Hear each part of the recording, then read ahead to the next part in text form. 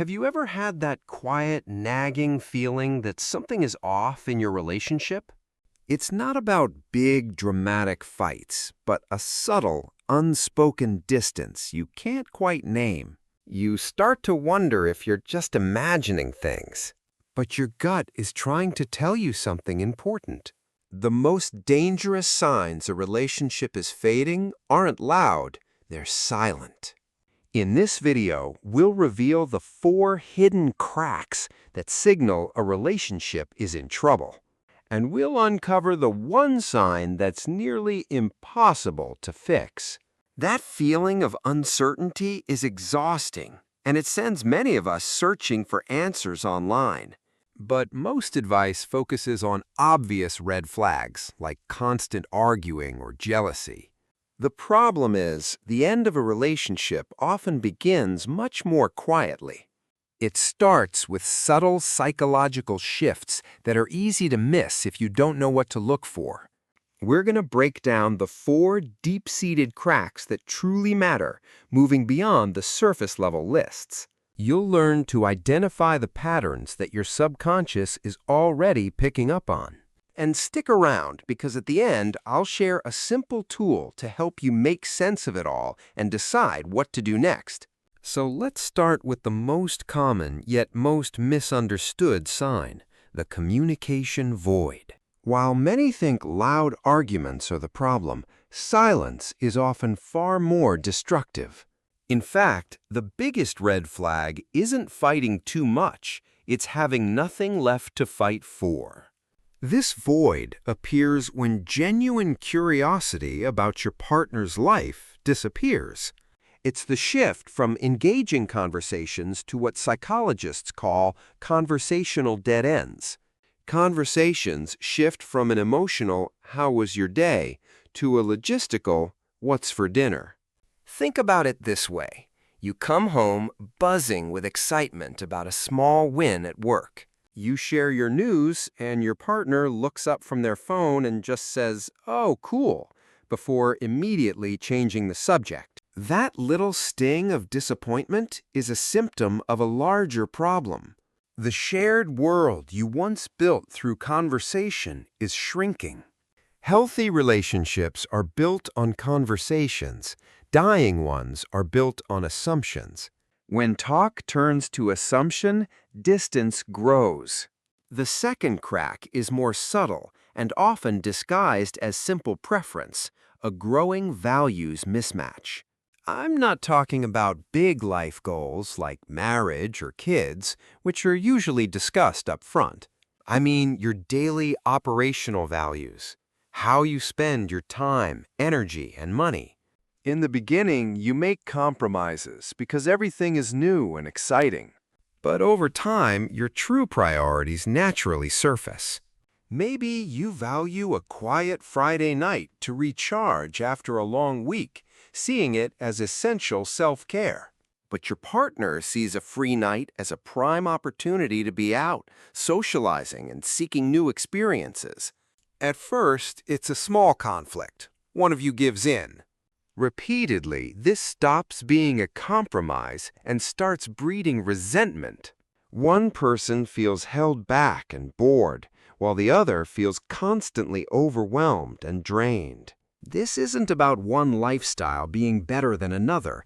It's about a fundamental incompatibility in what makes you feel alive and restored. But even if your values seem aligned, there's a deeper crack that can still break everything. This is the one we mentioned earlier, the one that's hardest to fix. It's called the empathy gap. Empathy is the ability to understand and share the feelings of another. The gap opens when your partner stops trying to connect with your emotional reality.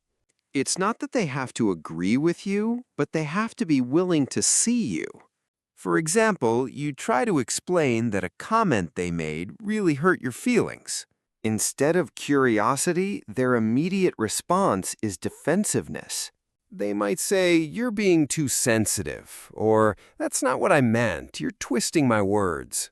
They don't seek to understand your pain, they seek to invalidate it. This is more than a communication issue. It's a connection failure at the deepest level. If you remember one thing from this video, let it be this: empathy is the heartbeat of a relationship. Without it, you just have two people in a room. The final crack is something you can literally hear if you listen closely: the future tense mismatch. Pay attention to your partner's pronouns when they talk about the future, both near and far. In a healthy partnership, language reflects a shared future, using words like we, us, and our. When a partner is subconsciously detaching, their language often shifts back to a more individualistic perspective. Suddenly, it's my future, my goals, and my plans. A simple example is planning a holiday. A committed partner might say, "We should figure out where we want to go this summer."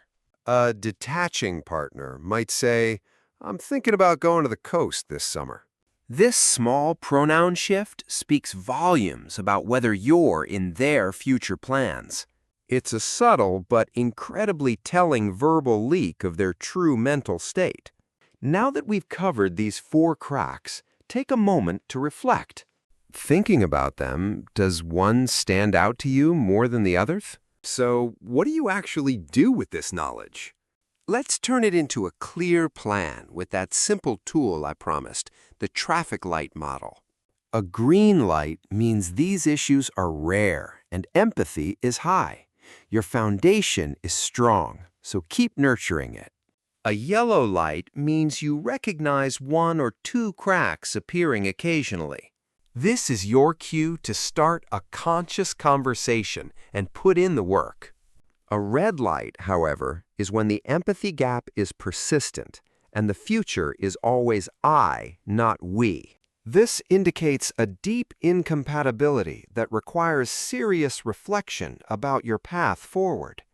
If gaining this kind of clarity about relationships is valuable to you, consider subscribing. We're all about personal growth and building healthier connections here. The communication void, the values mismatch, the empathy gap, and the future tense mismatch, these are the 4 silent cracks that can undermine a relationship.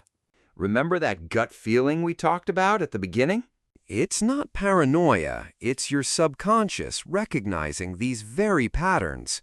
The goal here is not to find ammunition for your next fight or to assign blame.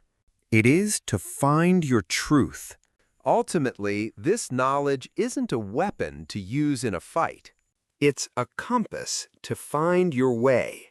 Whether that path leads to rebuilding a stronger connection or moving forward with clarity and peace, you are now empowered to choose it. If this video brought you some clarity, please give it a like and subscribe for more insights into emotional intelligence. We believe understanding yourself is the first step to building better relationships. And let us know in the comments if you'd like to see a future video on the signs of a truly healthy relationship.